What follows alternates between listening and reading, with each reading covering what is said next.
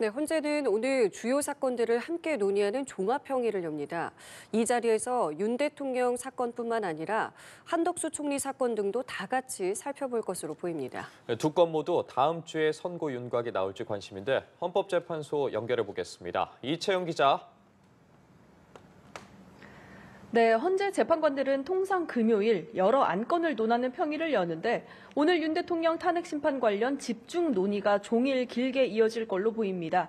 오늘은 종합평의인 만큼 최재해 감사원장, 박성재 법무부 장관, 한덕수 국무총리 탄핵 사건 등 다른 사건들도 함께 의견 교환에 나설 걸로 예측되는데요. 헌재는 평의 내용과 과정을 일체 비공개에 붙이며 변론 종결 뒤엔 한 번의 브리핑도 없이 치열한 숙고를 이어가고 있습니다. 이번 주 마지막 평의인 오늘 얼마나 재판관들 의견이 일치되냐에 따라 다음 주 결론이 날 수 있는 탄핵 사건들 선고일이 가늠될 걸로 보입니다.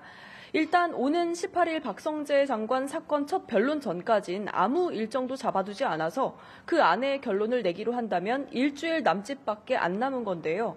과거 노무현 전 대통령 땐 평의가 11번, 박근혜 전 대통령 땐 8번 열렸고 변론 종결 뒤 선고까지 2주를 넘기지 않았는데 만약 대통령 사건 평의가 다음 주 화요일을 넘기게 되면 전례는 깨지게 됩니다. 네, 전해준 것처럼 이런 상황 속에서 한덕수 총리 탄핵 심판 선고가 이르면 다음 주에 나올 거란 관측도 나오는데 언제 선고가 나는 겁니까?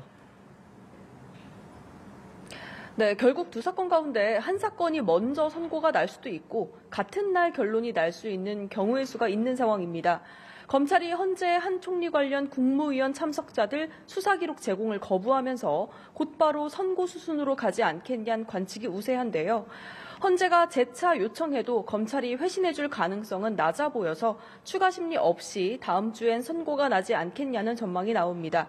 여기에 대통령 사건과 마찬가지로 사안의 중대성이 크고 한 총리 사건이 대통령 심판과 겹치는 점도 있어 같은 날 선고될 거란 예측도 있습니다.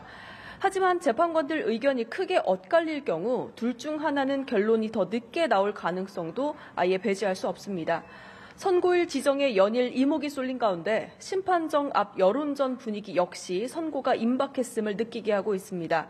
탄핵을 반대하는 단체들이 연일 헌재를 압박하며 릴레이 기자회견을 이어가는 가운데 탄핵 찬성 측 단체들의 회견과 집회도 계속되고 있습니다. 선고 당일 경찰이 가포 비상 발령에 특공대 투입까지 검토하는 상황인데 재판관 신변 보호도 한층 강화될 걸로 전망됩니다. 지금까지 헌법재판소에서 전해드렸습니다.